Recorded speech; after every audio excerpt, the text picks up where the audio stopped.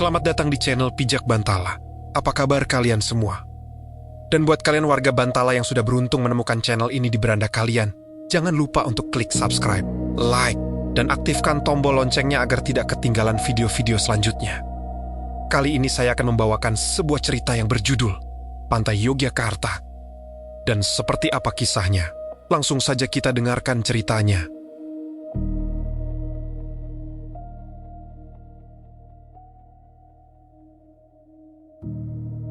Ada sebuah perasaan ganjil yang tidak bisa kujelaskan dengan kata-kata setiap kali aku menginjakkan kaki di tanah Yogyakarta. Seperti ada magnet tak kasat mata yang menarik bagian terdalam dari jiwaku untuk selalu kembali ke sini. Namaku Surya, seorang pemuda yang sehari-harinya bergelut dengan hiruk-pikuk Jakarta yang menyesakkan dada. Bagiku, Jogja adalah tempat pelarian.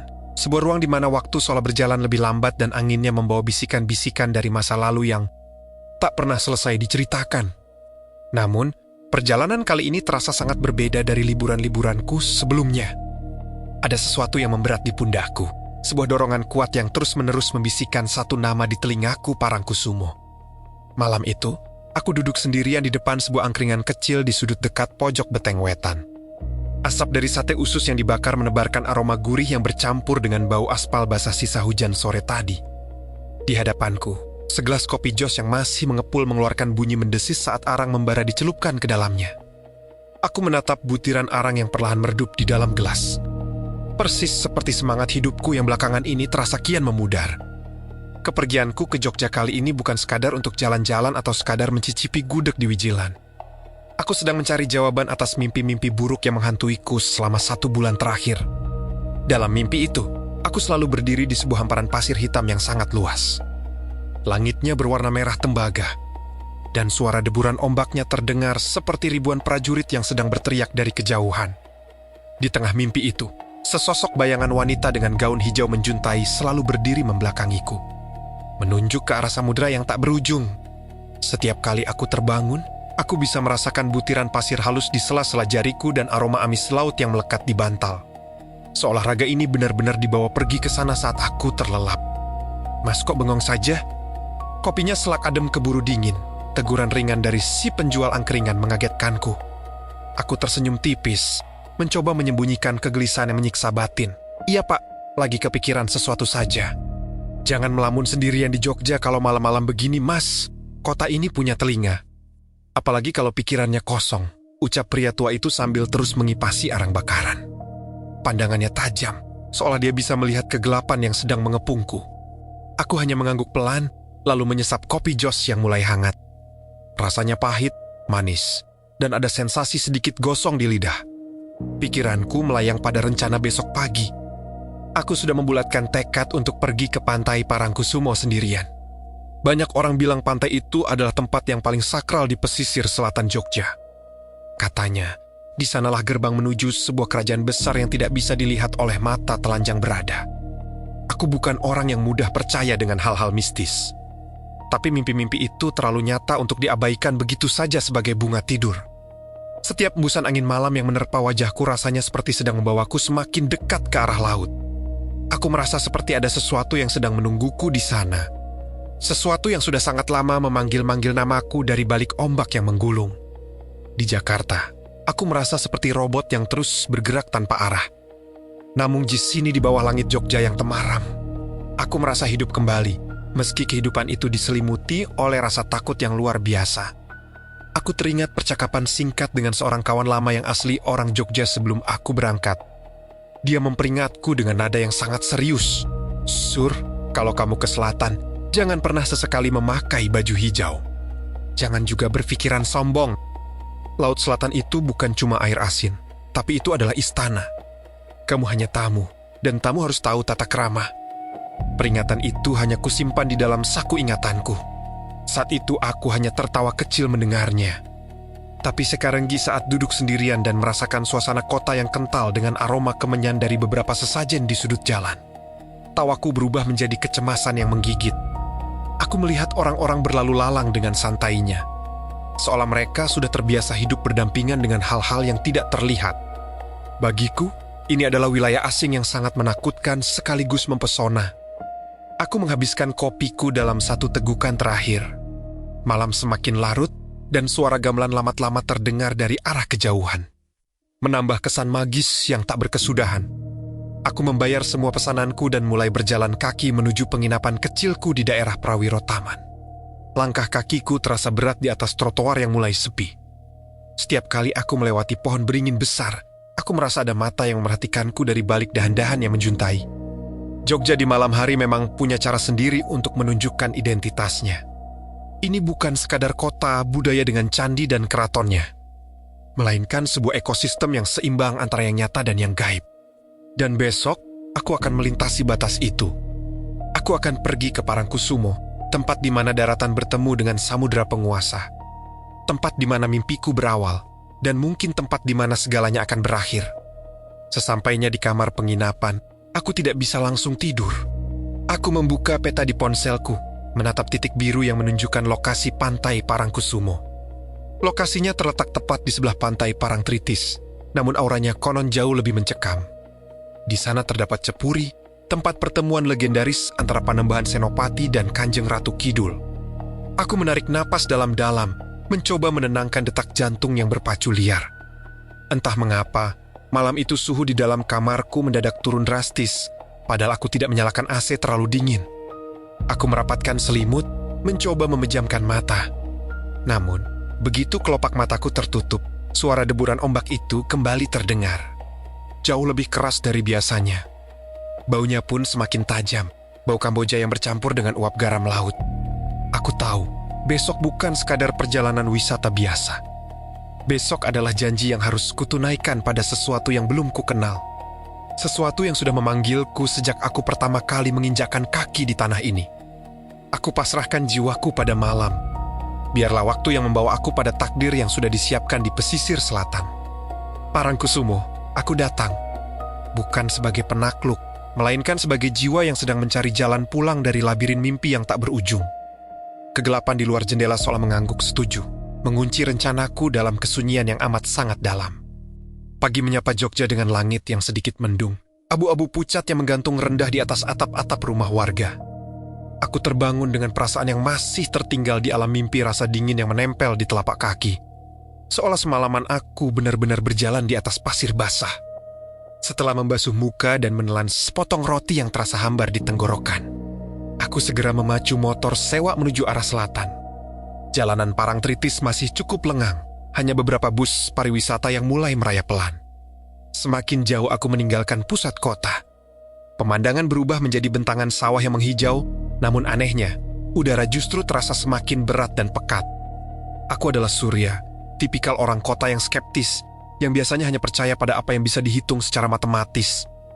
Namun, rentetan kejadian sebulan terakhir telah meruntuhkan semua logikaku. Aku tidak pernah menceritakan mimpi-mimpi ini pada siapapun di Jakarta. Karena aku tahu mereka hanya akan menganggapku stres akibat beban kerja.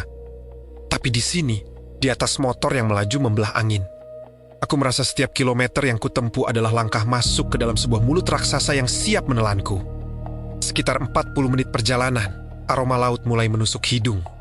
Bukan aroma laut segar seperti yang biasa kutemukan di pantai-pantai wisata lainnya, melainkan bau garam yang tajam bercampur aroma melati yang lamat-lamat terbawa angin. Aku tidak langsung menuju Parangtritis yang ramai. Aku berbelok ke arah barat, menuju sebuah kawasan yang lebih tenang, lebih sunyi. Dan secara visual terlihat jauh lebih misterius pantai Parangkusumo. Begitu menghentikan motor di parkiran yang hanya berisi beberapa kendaraan, aku langsung disambut oleh hamparan pasir hitam yang berkilau terkena cahaya matahari yang malu-malu. Parangkusumo tidak punya payung-payung warna-warni atau pedagang baju pantai yang berteriak-teriak. Di sini, suasananya sangat sakral. Aku melihat beberapa orang duduk bersila di kejauhan, menatap laut dengan tatapan kosong yang dalam. Bau kemenyan mulai tercium dari arah Cepuri, kompleks pagar beton yang mengelilingi dua batu keramat di sisi daratan. Aku melangkah pelan, merasakan butiran pasir hitam yang masuk ke sela-sela sandal jepitku. Pasir ini terasa jauh lebih berat dan kasar dibanding pasir putih. Langkahku terhenti di depan gapura Cepuri Parangkusumo. Ada seorang bapak tua mengenakan belangkon dan kain batik kusam yang sedang menyapu dedaunan kering di depan gerbang. Nah, namanya Pak Mujito. Begitulah aku mengenalnya setelah kami berbincang singkat nanti. Mau ziarah atau sekadar jalan-jalan, Mas? Tanya bapak itu tanpa menoleh, seolah ia sudah tahu ada orang yang berdiri di belakangnya. "Hanya ingin melihat-lihat, Pak. Saya dari luar kota," jawabku sesopan mungkin. Pak Mujito berhenti menyapu, lalu menatapku dari ujung kepala sampai ujung kaki. Pandangannya berhenti sejenak pada kemeja biru dongker yang kukenakan. "Bagus, warnanya gelap. Asal jangan hijau saja kalau di sini. Mari masuk, mumpung belum terlalu siang." Aku mengikuti langkahnya masuk ke dalam area cepuri. Di dalamnya terdapat 2 bongkahan batu gilang yang dipagari. Inilah tempat yang dalam buku sejarah dan legenda disebut sebagai lokasi pertemuan Panembahan Senopati dengan penguasa Laut Selatan. Suasana di dalam sini benar-benar berbeda. Suara deburan ombak yang hanya berjarak beberapa puluh meter dari situ mendadak terdengar jauh. Seolah ada dinding kedap suara yang mengelilingi tempat ini. Di sini tempat orang meminta emas, tapi bukan meminta harta secara cuma-cuma, melainkan meminta izin untuk hidup selaras dengan alam, ucap Pak Mujito sambil meletakkan sapunya di pojokan. Aku mendekat ke arah batu itu. Ada rasa getaran halus yang merambat dari tanah ke telapak kakiku.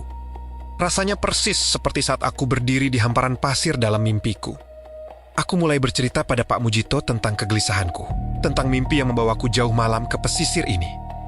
Pak Mujito mendengarkan dengan saksama, sesekali mengangguk sambil mengelus jenggot putihnya yang tipis. Mimpi itu panggilan Mas Surya.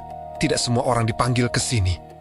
Ada yang datang karena ingin kaya, ada yang datang karena ingin pangkat, tapi ada juga yang datang karena jiwanya dipinjam. Mas Surya harus hati-hati. Laut itu sedang bicara pada sampeyan, bisiknya dengan nada yang membuat bulu kuduku berdiri. Aku terdiam, mencoba mencerna kata-kata itu. Dipinjam, apa maksudnya? Aku merasa diriku tetap utuh. Aku masih bisa berpikir jernih. Tapi saat aku menatap ke arah garis pantai melalui celah pagar, aku melihat sesuatu yang janggal. Di bibir pantai, ada seorang wanita yang berdiri membelakangiku. Gaunnya tidak berwarna hijau, melainkan putih keabu-abuan, tertiup angin kencang hingga berkibar-kibar. Rambutnya panjang sekali, terurai hingga menyentuh pinggang. "Pak, itu siapa?"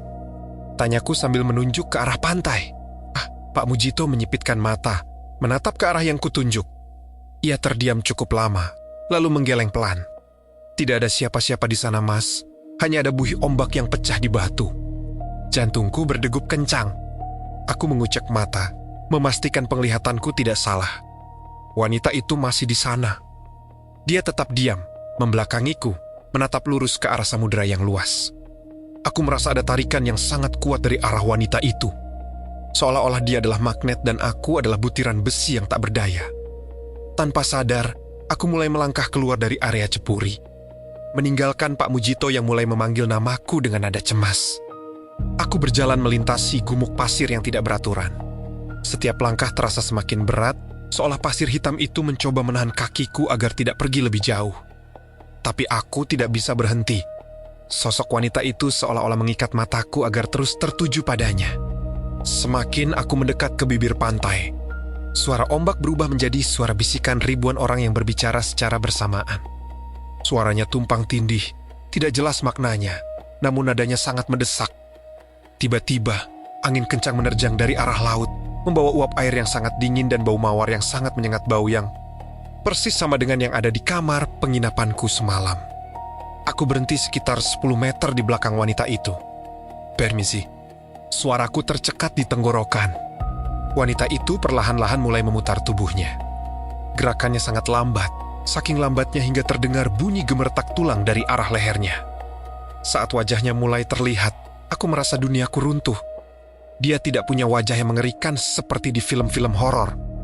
Wajahnya sangat cantik, kulitnya pucat seputih porselen, namun matanya benar-benar kosong. Tidak ada bagian putih, tidak ada pupil, hanya 2 lubang hitam yang dalam dan berkabut. Dia tersenyum padaku. Bukan senyum ramah, melainkan senyum kemenangan. Dia mengangkat tangannya, menunjuk ke arah laut yang sedang pasang, lalu bibirnya bergerak tanpa suara. Namun, di dalam kepalaku, aku mendengar sebuah kalimat yang jelas dan lantang. "Kowe wis teko Surya, ojo bali." Kamu sudah sampai Surya, jangan pulang. Seketika itu juga, gelombang ombak yang sangat besar menghantam daratan dengan suara menggelegar. Air laut yang dingin menyapu kakiku hingga setinggi lutut. Tarikannya sangat kuat, mencoba menyeretku masuk ke dalam pelukan samudera. Aku mencoba berbalik dan lari, namun kakiku terasa seperti tertanam di dalam semen. Aku terjatuh di atas pasir basah, merangkak dengan panik sementara air laut terus-menerus mencoba menarikku kembali. Aku melihat ke arah belakang. Pak Mujito berdiri jauh di atas gumuk pasir dengan wajah penuh ketakutan. Dia tidak berani mendekat. Dia hanya berteriak-teriak sambil melambaikan tangan. Namun suaranya tenggelam oleh deru ombak yang kini terdengar seperti tawa raksasa. Di depanku, wanita itu sudah menghilang. Yang tersisa hanyalah jejak kaki di atas pasir basah, bukan jejak kaki manusia, melainkan jejak kaki yang sangat kecil, seukuran kaki anak bayi, yang berderet lurus menuju ke tengah laut yang paling dalam. Aku sadar, kehadiranku di sini bukan sekadar kunjungan. Aku telah masuk ke dalam zona yang tidak seharusnya dipijak oleh mereka yang masih ingin kembali ke dunia nyata. Parangkusumo baru saja membuka pintunya untukku. Dan pintu itu tidak akan tertutup sebelum ia mendapatkan apa yang diinginkannya. Aku tersedak, memuntahkan air laut yang asin dan pahit dari tenggorokanku. Tubuhku gemetar hebat di atas pasir hitam yang kini terasa panas, kontras dengan air yang tadi nyaris menyeret jiwaku. Pak Mujito akhirnya berlari mendekat setelah ombak besar itu surut agak jauh. Wajahnya yang keriput tampak pucat pasi, matanya membelalak menatapku seolah-olah dia baru saja melihat orang mati yang berjalan kembali dari liang lahat. "Mas Surya, ayo bangun, jangan duduk di situ," teriaknya sambil menarik lenganku dengan tenaga yang luar biasa kuat untuk ukuran orang seumurnya. Aku dipaksa berdiri, kakiku lemas seperti jeli. Saat aku menoleh ke belakang, ke arah laut yang tadi hampir menelanku, aku tidak melihat sosok wanita itu lagi. Yang ada hanyalah buih putih yang bergejolak dan garis pantai yang tampak sangat haus. Pak Mujito tidak membawaku kembali ke parkiran motor, melainkan menarikku masuk kembali ke dalam tembok cepuri, tempat yang menurutnya berpagar secara gaib. Di dalam cepuri, Pak Mujito mengambil segelas air putih dari sebuah kendi tanah liat yang diletakkan di dekat batu gilang. Dia membacakan sesuatu, sebuah gumaman yang terdengar seperti mantra pelindung, lalu menyuruhku meminumnya. Begitu air itu melewati kerongkonganku, rasa mual dan pusing yang tadi menghimpit kepalaku perlahan memudar, digantikan oleh rasa tenang yang dipaksakan. "Apa yang Mas lihat tadi?" tanya Pak Mujito pelan, suaranya berat dan penuh selidik. "Seorang wanita, Pak." Dia menunjuk ke laut. Dia bilang, "Saya tidak boleh pulang," jawabku dengan suara yang masih bergetar. Pak Mujito menghela napas panjang, lalu menyulut sebatang rokok klobot yang aromanya sangat khas. Asapnya membumbung tinggi, seolah membawa beban pikiran sang juru kunci. "Sudah saya duga, Mas Surya ini bukan datang sebagai tamu biasa. Sampaian membawa tanda yang mereka kenali. Jejak mimpi yang Mas ceritakan tadi bukan sekadar bunga tidur, itu adalah cara mereka menandai calon abdi." Aku merinding mendengar kata abdi. Aku teringat cerita-cerita tentang orang hilang di pantai ini yang konon dijadikan tentara atau pelayan di kerajaan bawah laut. Tapi saya tidak mau, Pak. Saya punya kehidupan di Jakarta. Saya punya keluarga. Masalahnya bukan Mas mau atau tidak. Pak Mujito memotong kalimatku dengan tajam. Masalahnya adalah Mas Surya sudah menjawab panggilan itu dengan datang ke sini. Begitu kaki Mas menginjak pasir Parangkusumo di jam yang salah, perjanjian yang tak tertulis itu mulai aktif. Mereka sudah melihat wajah Mas, dan Laut Selatan tidak pernah lupa pada wajah yang mereka inginkan. Pukul 2 siang, namun suasana di Parangkusumo terasa seperti senja yang abadi. Matahari tertutup awan hitam yang menggumpal, menciptakan bayangan-bayangan panjang yang seolah bergerak di atas pasir. Pak Mujito menyarankanku untuk segera pergi dari pantai sebelum matahari benar-benar tenggelam. Namun ada satu masalah besar, motor sewaanku tidak mau menyala. Mesinnya mati total, seolah-olah sistem kelistrikannya terserap oleh udara yang lembab. Aku mencoba menstarter motor itu berulang kali hingga keringat dingin membasahi punggungku, namun hasilnya nihil.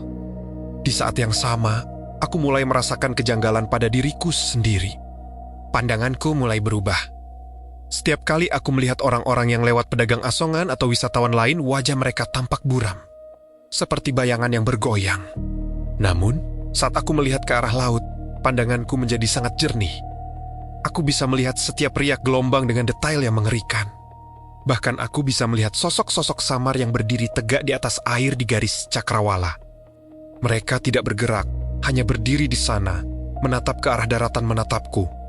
"Mas, jangan lihat ke laut terus," kau tegur Pak Mujito yang sedari tadi memerhatikanku dari kejauhan. "Kalau motornya tidak bisa, Mas ikut saya dulu ke rumah. Jangan di sini sendirian kalau langit sudah mulai merah." Rumah Pak Mujito tidak jauh dari pantai, sebuah bangunan sederhana berdinding kayu dengan pelataran yang dipenuhi pohon Kamboja. Di teras rumahnya, ada sebuah meja kayu tua dengan beberapa sesajen yang masih baru. Aku duduk di kursi rotan yang sudah mulai rapuh, mencoba menenangkan diri. Namun, ketenangan itu hanyalah ilusi. Saat maghrib mulai tiba, suara azan dari masjid terdekat terdengar sangat aneh di telingaku. Suaranya seolah datang dari tempat yang sangat jauh, teredam oleh suara gemerincing logam yang mulai terdengar dari arah pantai. Klenceng, klenceng, klenceng. Suara itu identik dengan suara lonceng pada kereta kuda. Hatiku mencelos. Aku teringat cerita tentang kereta kencana Kanjeng Ratu yang sering melintas di jalur ini. Pak, dengar suara itu? Tanyaku pada Pak Mujito yang sedang menyalakan lampu minyak di sudut ruangan. Pak Mujito terdiam sejenak, telinganya seolah menajam. Wajahnya seketika menegang. Cepat masuk ke dalam, Mas. Jangan menoleh ke jendela. Jangan buka pintu sampai saya suruh. Aku masuk ke dalam kamar tamu yang kecil dan pengap. Bau melati di kamar ini sangat menyengat, padahal tidak ada bunga melati di sana. Aku duduk di atas dipan, mencoba memejamkan mata dan berdoa. Namun setiap doa yang kupanjatkan terasa buyar di tengah jalan. Pikiranku terus dipenuhi oleh wajah wanita di pantai tadi. Wajah tanpa mata itu seolah-olah sedang menatapku dari balik dinding kayu rumah Pak Mujito. Tiba-tiba, dari balik pintu kamar, aku mendengar suara langkah kaki. Bukan langkah kaki Pak Mujito yang berat dan diseret, melainkan langkah kaki yang sangat ringan dan halus. Langkah itu berhenti tepat di depan pintu kamarku. Suryat, buka. Suara itu sangat lembut, seperti suara ibuku. Namun ada getaran dingin di dalamnya yang membuat saraf-sarafku menegang. Aku tidak menjawab. Aku ingat pesan Pak Mujito. Tapi kemudian bau amis laut mulai merembes masuk lewat celah bawah pintu. Air laut, yang entah dari mana asalnya, mulai menggenangi lantai kamar. Air itu dingin sekali, hampir membekukan jemari kakiku. Aku melihat ke arah jendela yang tertutup rapat. Di balik kaca yang berembun, aku melihat bayangan kereta kencana besar yang ditarik oleh 4 ekor kuda putih. Kuda-kuda itu tidak menyentuh tanah. Mereka berjalan di atas kabut yang menyelimuti halaman rumah Pak Mujito. Kereta itu berhenti tepat di depan jendela kamarku.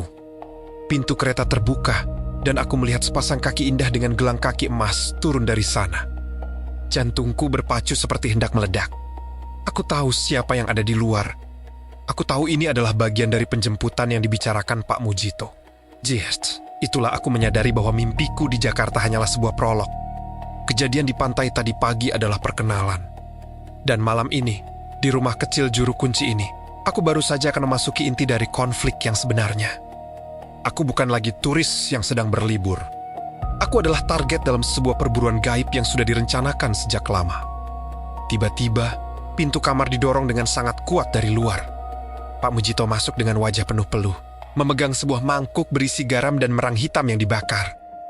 Mas Surya, pegang ini, jangan lepas. Teriaknya sambil melemparkan seuntai tasbih kayu ke arahku. Jiluah humas suara gemuruh ombak mendadak terdengar sangat dekat. Seolah-olah laut selatan telah pindah ke halaman depan rumah ini.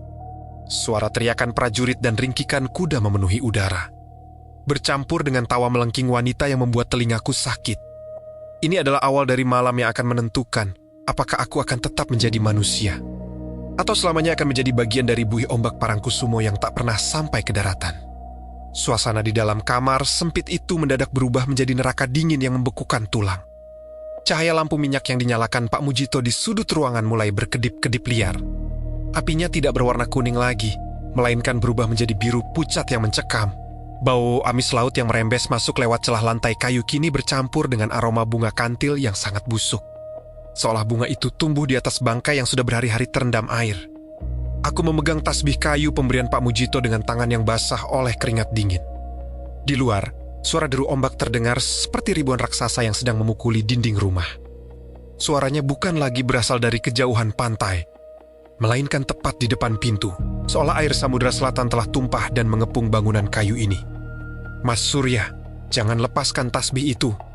Apapun yang Mas dengar, apapun yang Mas lihat di balik jendela, jangan sekali-kali merespons, bentak Pak Mujito.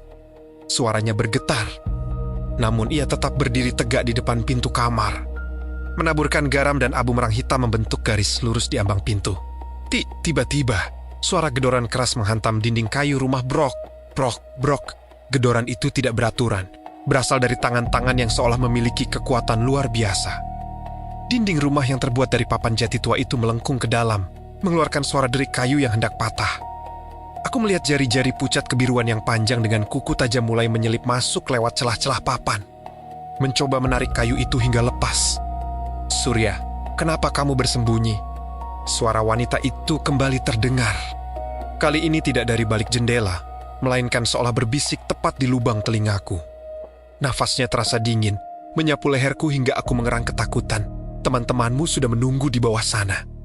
Kereta ini tidak suka menunggu lama. Aku memejamkan mata rapat-rapat, namun gambaran dalam mimpiku justru menjadi semakin nyata. Aku melihat diriku sendiri berdiri di atas kereta kencana itu, mengenakan pakaian hijau lumut dengan tatapan mata yang sudah tidak lagi memiliki cahaya kehidupan. Aku melihat wajah ibuku di Jakarta sedang menangis di depan sebuah nisan yang tidak memiliki jasad. Karena jasadku sudah menjadi milik penguasa laut. "Jangan melamun, Surya, lawan," teriak Pak Mujito sambil memercikan air ke wajahku. Seketika gambaran itu pecah, namun horor yang nyata tetap ada di depanku. Pintu kamar tamu yang tadinya terkunci rapat mulai bergetar hebat. Gagang pintunya bergerak naik turun dengan cepat seolah ada seseorang di luar yang sedang panik ingin masuk. Tapi bukan itu yang paling menakutkan. Di balik kaca jendela yang kini sudah tertutup air sepenuhnya seperti aku sedang berada di dalam akuarium raksasa, muncul wajah-wajah pucat dengan mata melotot tanpa kelopak. Mereka adalah para abdi, orang-orang yang dulu pernah hilang di Parangkusumo. Kini wajah mereka menempel di kaca jendela, menatapku dengan kebencian dan kerinduan yang amat sangat. Salah satu dari mereka, seorang pria dengan seragam pendaki yang sudah robek-robek dan kulit yang sudah membiru karena rendaman air asin, mulai memukul-mukul kaca jendela. Suara pukulannya terdengar seperti dentuman logam. Kaca itu mulai retak. Retakan kecil itu menjalar seperti sarang laba-laba, dan dari sela-selanya air laut mulai menyemprot masuk, membasahi lantai dengan air yang terasa jauh lebih berat dari air biasa. "Pak, mereka masuk, mereka masuk," teriakku histeris. Pak Mujito segera menghampiri jendela. Ia menempelkan telapak tangannya pada retakan kaca sambil mulutnya terus merapal doa-doa dalam bahasa Jawa yang sangat cepat. "Belum waktunya, belum saatnya jiwa ini dibawa. Pergi kalian kembali ke Bui. Jarang Pak Mujito." Di tengah kekacauan itu, suara gemerincing lonceng kereta kencana terdengar tepat di depan pintu depan rumah. Seluruh rumah ini bergoyang hebat, seolah ada gempa bumi yang melanda tepat di bawah pondasinya. Kemudian, suasana mendadak sunyi. Benar-benar sunyi hingga suara detak jantungku sendiri terdengar seperti suara genderang. Lalu, terdengar suara langkah kaki yang sangat berwibawa berjalan di ruang tengah. Langkah itu tenang, namun setiap pinjakannya membuat lantai kayu berderit keras. Suara langkah itu berhenti tepat di depan pintu kamar kami. Sebuah tangan dengan kulit seputih pualam dan jemari lentik yang dipenuhi perhiasan emas kuno mulai mengetuk pintu kamar. Ketukannya pelan, namun setiap ketukan itu seperti menghantam jantungku secara langsung. "Kanjeng," bisik Pak Mujito. Ia jatuh berlutut, kepalanya tertunduk dalam-dalam ke lantai. Wajahnya yang tadi tegar kini dipenuhi rasa takut yang teramat sangat. Pintu kamar itu perlahan terbuka, padahal tidak ada yang memutar kuncinya. Garis garam yang ditaburkan Pak Mujito mendadak menghitam dan hangus seolah terbakar api yang tak terlihat. Di ambang pintu, berdirilah sosok wanita yang kulihat di pantai tadi pagi. Kali ini ia mengenakan mahkota emas yang berkilauan dan kain kemban berwarna hijau zamrud yang seolah-olah bernapas, mengikuti irama ombak. Auranya begitu kuat, membuatku merasa seperti semut yang siap diinjak. Ia tidak melayang, ia berjalan masuk ke dalam kamar. Setiap kali kakinya menyentuh lantai, bekas air laut di lantai itu mendadak menjadi tenang. Ia berhenti tepat di depanku. Wangi melati yang tadinya busuk kini berubah menjadi wangi surgawi yang membuat kepalaku pening dan pikiranku melayang. "Surya," ia memanggil namaku. Suaranya kali ini terasa begitu hangat dan penuh kasih, sangat kontras dengan horor yang baru saja kualami. "Kenapa kamu menolak pemberianku? Kamu bosan hidup dalam ketakutan di kotamu yang bising, bukan? Di sini, kamu akan tenang selamanya. Tidak ada lagi lelah, tidak ada lagi mimpi buruk. Hanya ada aku dan kedamaian samudera." Tangannya yang dingin mulai menyentuh pipiku. Aku merasa jiwaku seolah sedang ditarik keluar melalui pori-pori kulitku. Aku merasa sangat ingin ikut dengannya. Aku merasa laut itu adalah rumahku. Tasbih di tanganku terasa sangat berat, seolah ingin kulepaskan agar aku bisa menggenggam tangan wanita cantik di depanku ini. Ikutlah, kereta sudah siap, bisiknya lagi. Saat tanganku mulai melemas dan tasbih itu nyaris jatuh, Pak Mujito tiba-tiba memotong nadinya sendiri dengan sebuah keris kecil yang ia sembunyikan di balik pinggangnya. Darah segar menyemprot ke lantai, mengenai air laut yang menggenang. Tidak, ambil darahku sebagai ganti nyawanya. Teriak Pak Mujito dengan suara yang pecah. Darah Pak Mujito yang bercampur dengan air laut menimbulkan reaksi yang mengerikan. Air itu mendadak mendidih. Sosok wanita cantik di depanku mendadak berubah. Wajah pualamnya retak, memperlihatkan wajah asli di baliknya yang berupa tengkorak yang masih dilapisi daging busuk dan ganggang laut. Mahkotanya berubah menjadi lilitan ular-ular laut yang mendesis tajam. Kunci yang tidak tahu diri. Teriak sosok itu. Suaranya berubah menjadi geraman yang menggetarkan seluruh isi rumah. Pak Mujito terus merangkak, membiarkan darahnya mengalir sebagai benteng terakhir. Ia menatapku dengan mata yang mulai sayu. Lari Surya, lari ke arah Cepuri, jangan menoleh ke belakang. Lari, aku tersentak dari hipnotis gaib itu.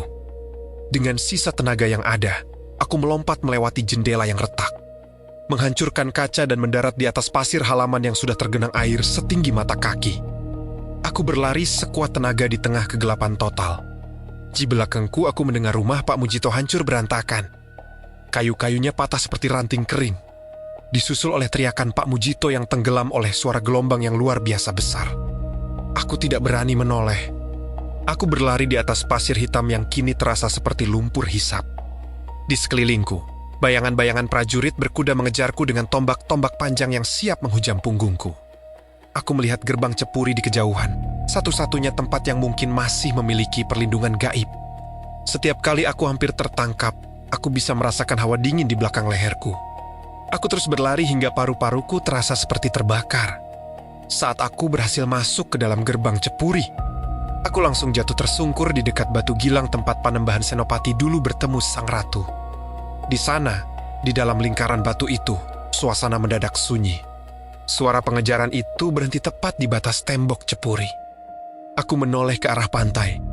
Di bawah sinar bulan yang mendadak muncul dari balik awan, aku melihat kereta kencana itu perlahan-lahan mundur kembali ke tengah laut, masuk ke dalam gulungan ombak setinggi rumah berlantai 2 yang perlahan-lahan merata.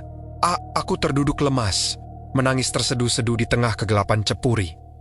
Aku kehilangan Pak Mujito, orang yang baru kukenal namun telah mempertaruhkan nyawanya untukku. Aku terjebak di tempat paling sakral ini, dikelilingi oleh malam yang masih menyimpan ribuan pasang mata yang memantauku dari balik kegelapan ombak Parangkusumo. Konflik ini belum berakhir, karena aku tahu Laut Selatan tidak akan pernah melepaskan mangsanya begitu saja sebelum pagi benar-benar datang. Aku meringkuk di atas tanah Cepuri yang dingin, memeluk lututku sendiri sambil terus menggumamkan doa-doa acak yang bahkan tidak kusadari maknanya. Suasana di dalam pagar beton ini mendadak menjadi sangat senyap. Sebuah kesunyian yang mencekik. Seolah-olah dunia di luar sana sudah lenyap di telan air laut dan hanya menyisakan kotak sempit ini sebagai satu-satunya daratan yang tersisa. Bau melati dan amis laut yang tadinya menyerang indera penciumanku kini mulai meluruh, berganti dengan aroma tanah basah dan sisa-sisa dupa yang membara di sela-sela batu gilang. Tubuhku tidak berhenti bergetar. Bayangan Pak Mujito yang bersimbah darah, mengorbankan nadinya demi memutus jeratan gaib itu, terus berputar-putar di kepalaku. Aku merasa sangat kecil, sangat tak berdaya. Di hadapan kekuatan yang baru saja kutemui, statusku sebagai manusia modern dengan segala logikanya hancur berantakan. Aku menyadari bahwa di tempat ini, hukum alam yang kupelajari di sekolah tidak berlaku. Parangkusumo memiliki hukumnya sendiri, sebuah birokrasi gaib yang menuntut kepatuhan mutlak. Sekitar 1 jam aku terdiam dalam kegelapan, hingga perlahan-lahan suara alam yang normal mulai kembali. Aku mendengar sayup-sayup suara jangkrik dan gesekan daun pohon beringin yang tertiup angin malam. Kabut tebal yang tadi menyelimuti area ini mulai menipis, tersapu oleh angin darat yang membawa sedikit kehangatan. Aku memberanikan diri untuk mengangkat kepala, menatap ke arah laut yang kini tampak tenang di bawah sinar bulan purnama yang pucat.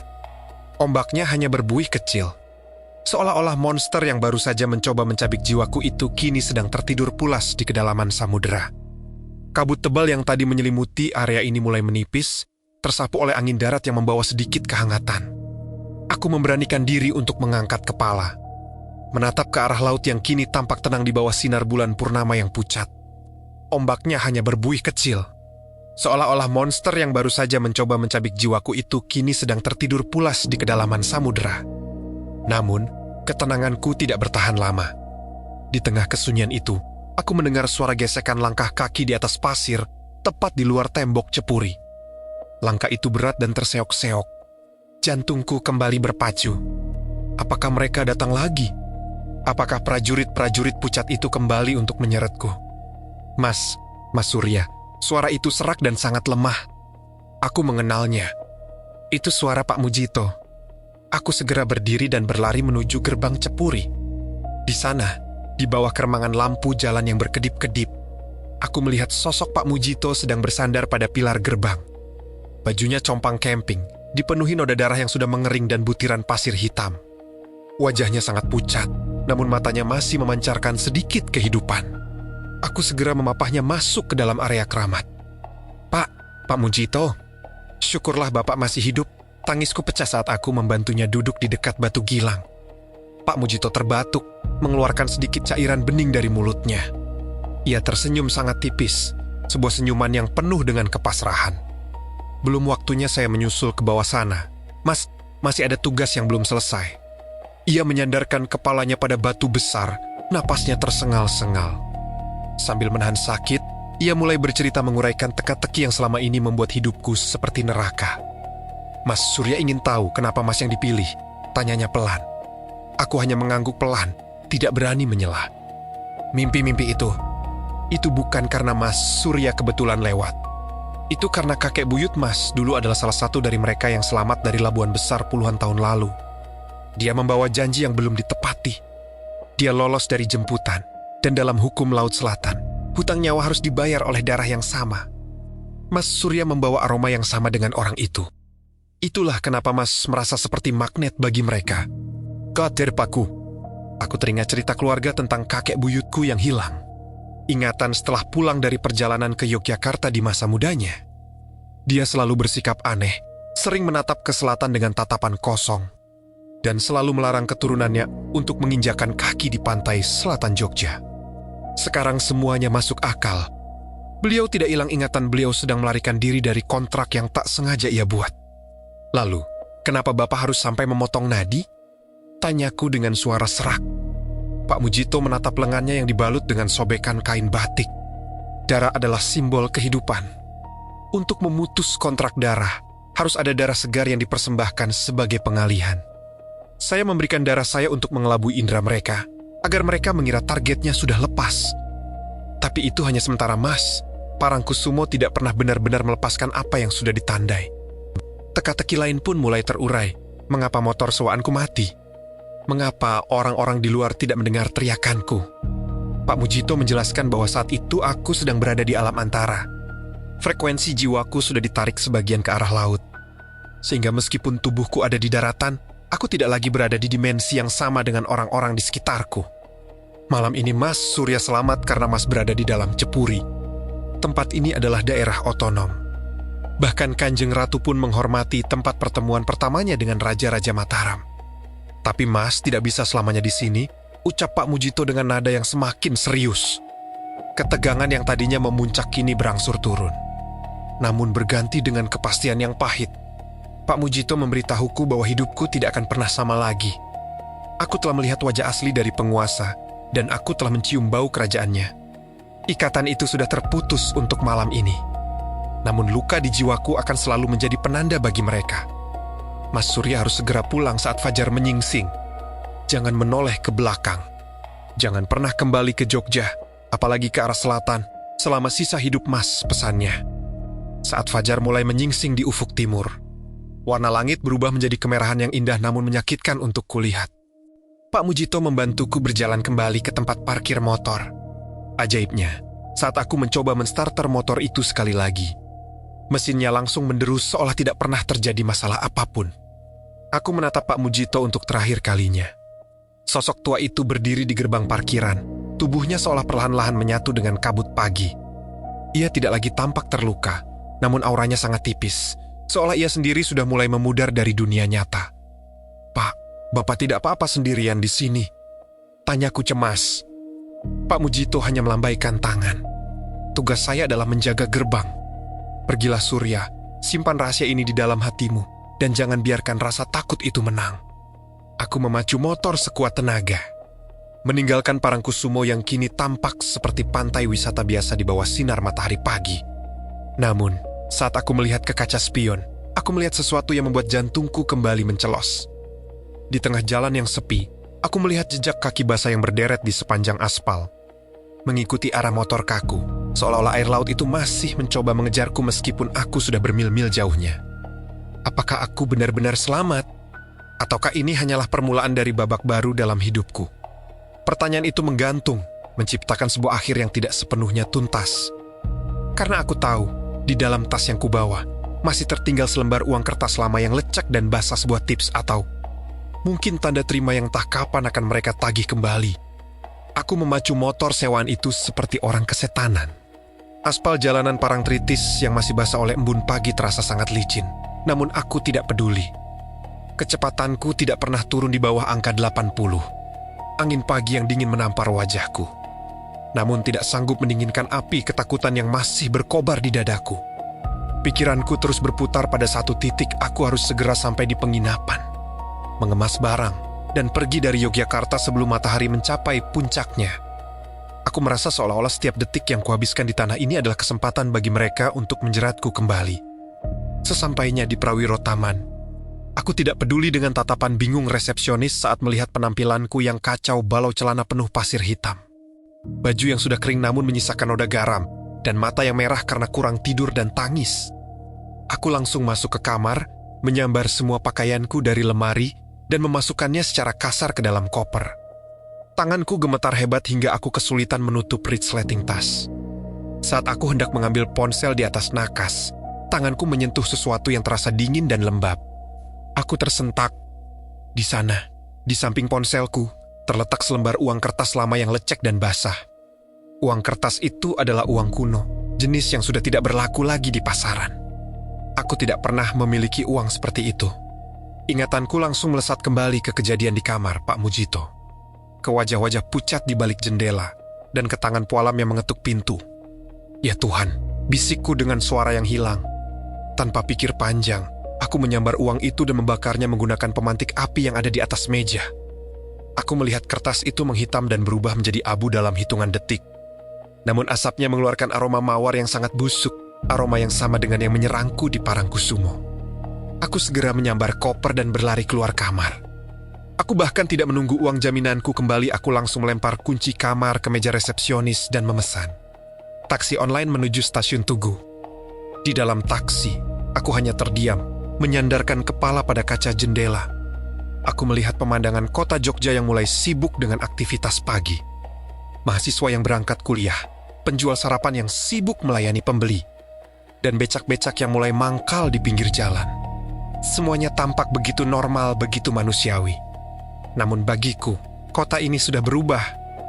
Di balik keindahan budaya dan keramahan orang-orangnya, aku tahu ada lapisan kegelapan yang sangat tebal yang bersembunyi di bawah permukaan aspal dan di balik dinding-dinding bangunan tuanya.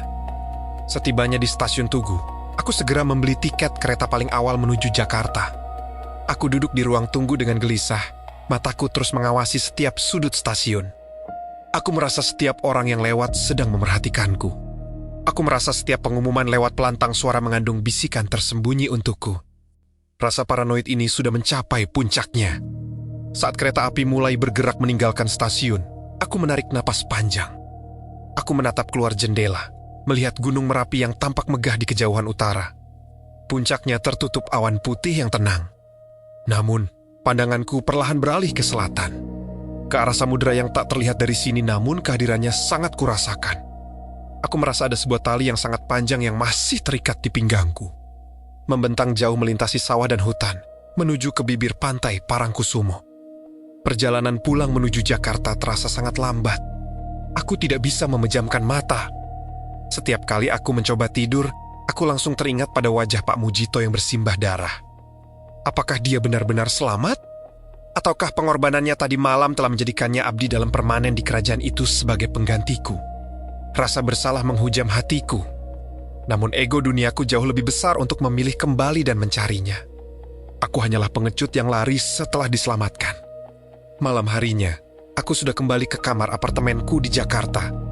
Kota ini bising, penuh dengan polusi dan suara kendaraan yang tidak pernah berhenti. Biasanya aku membenci kebisingan ini, tapi malam ini, suara klakson mobil dan deruk knalpot terasa seperti musik yang paling menenangkan. Suara-suara ini membuktikan bahwa aku masih ada di dunia manusia, dunia yang logis, dunia yang tidak mengenal mistisisme. Namun, saat aku hendak mandi untuk membersihkan sisa-sisa pasir yang mungkin masih tertinggal, aku berdiri di depan cermin kamar mandi. Aku terdiam melihat pantulanku sendiri. Wajahku tampak 10 tahun lebih tua. Lingkaran hitam di bawah mataku sangat jelas. Aku mulai membuka baju, dan saat itulah aku melihatnya. Di punggungku tepat di atas tulang belikat, terdapat sebuah tanda lebam berwarna biru kehijauan yang menyerupai bentuk tangan manusia dengan jemari yang sangat panjang. Lebam itu tidak terasa sakit, namun saat disentuh, kulitku terasa sangat dingin, sedingin es laut dalam. Aku mencoba menggosoknya dengan sabun. Namun tanda itu tidak kunjung hilang. Ia seolah-olah sudah menyatu dengan kulit dan dagingku. Aku terduduk di lantai kamar mandi yang dingin, air dari pancuran membasahi kepalaku. Aku menyadari bahwa Pak Mujito benar. Parangkusumo tidak pernah benar-benar melepaskan mangsanya. Mereka hanya memberiku waktu. Aku telah ditandai sebagai properti milik Kerajaan Selatan. Kontrak yang dimulai oleh kakek buyutku dan hampir diselesaikan olehku tadi malam, ternyata hanya tertunda. Seminggu setelah kepulanganku, aku mencoba menjalani hidup seperti biasa. Aku kembali bekerja, berkumpul dengan teman-teman, dan berusaha melupakan semua kejadian di Jogja. Namun, alam bawah sadarku tidak mengizinkannya. Setiap malam, tanpa terkecuali, aku bermimpi tentang laut. Aku tidak lagi berdiri di hamparan pasir, melainkan aku sedang tenggelam, turun semakin dalam ke dalam air yang gelap. Di sana, aku melihat istana yang sangat besar, dibangun dari karang dan tulang-tulang manusia yang bercahaya kebiruan. Dan di depan gerbang istana itu, berdiri sosok wanita dengan mahkota emas yang menungguku dengan tangan terbuka. Kejadian yang paling nyata adalah 2 hari yang lalu. Aku terbangun di tengah malam karena merasakan kakiku sangat basah. Saat aku menyalakan lampu, aku melihat lantai kamarku dipenuhi oleh genangan air asin. Ada beberapa butir pasir hitam yang berserakan di atas karpet. Dan yang paling mengerikan, di atas meja kerja, tepat di samping laptopku, terdapat sebuah cangkang kerang besar yang masih segar, mengeluarkan bau amis laut yang sangat tajam. Aku tahu sekarang, tidak ada tempat yang benar-benar aman. Jakarta, Jogja, atau belahan dunia manapun, semuanya hanya masalah waktu. Jarak ratusan kilometer tidak ada artinya bagi kekuatan yang sudah menandai jiwamu. Aku merasa seperti ikan yang sudah terkena kail, dibiarkan berenang menjauh sejenak, hanya untuk ditarik kembali saat sang pemancing merasa bosan. Kini, aku duduk di balkon apartemenku, menatap lampu-lampu kota yang berkelap-kelip. Di tanganku, aku memegang sebuah foto lama kakek buyutku yang kutemukan di album keluarga. Di foto itu, beliau sedang tersenyum, namun matanya memiliki sorot yang sama denganku, sekarang sorot mata orang yang sudah melihat sesuatu yang seharusnya tidak dilihat oleh manusia hidup. Di balik foto itu terdapat tulisan tangan kecil yang hampir pudar, ojo lali banyu bakal bali marang segoro jangan lupa. Air akan kembali ke laut. Aku menutup mata, mencoba mencari ketenangan di tengah hiruk pikuk Jakarta. Namun, lamat-lamat di kejauhan, di antara suara bising kota, aku mendengar suara gemerincing lonceng kereta kencana. Suaranya semakin dekat, semakin nyata, seolah kereta itu sedang melayang di antara gedung-gedung pencakar langit, menjemput satu-satunya penumpang yang tersisa dari daftar hutang mereka. Aku tersenyum tipis, sebuah senyuman pasrah yang getir. Aku tidak akan lari lagi. Aku sudah lelah berlari dari takdir yang sudah tertulis di atas pasir hitam Parangkusumo.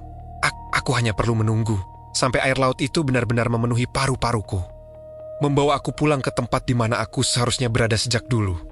Di bawah sana di kedalaman Samudra Selatan, di mana waktu berhenti dan rahasia abadi terkunci di dalam buih ombak. Aku melangkah masuk ke dalam kamar, mematikan lampu, dan membiarkan kegelapan menyelimutiku sepenuhnya. Dan di tengah kegelapan itu, aku bisa merasakan hawa dingin yang familiar menyentuh pipiku, diikuti bisikan lembut yang sudah kukenal dengan baik Ayo Surya. Tak pula lagi. Kisah Surya di pantai Parangkusumo menegaskan bahwa alam memiliki dimensi rahasia yang harus dihormati. di mana setiap tindakan dan warisan masa lalu membawa konsekuensi nyata yang tidak bisa dihindari hanya dengan logika manusia. Pesan utamanya adalah pentingnya menjaga etika serta kewaspadaan saat menginjakan kaki di tempat sakral. Karena kesombongan atau ketidaktahuan dapat menjerat seseorang ke dalam ikatan gaib yang melampaui batas ruang dan waktu. Pada akhirnya cerita ini mengingatkan bahwa ada hutang batin dan janji leluhur yang akan selalu menuntut penyelesaian. Menunjukkan bahwa pelarian fisik tidak akan pernah cukup untuk melepaskan diri dari takdir yang telah ditandai oleh kekuatan semesta yang lebih besar.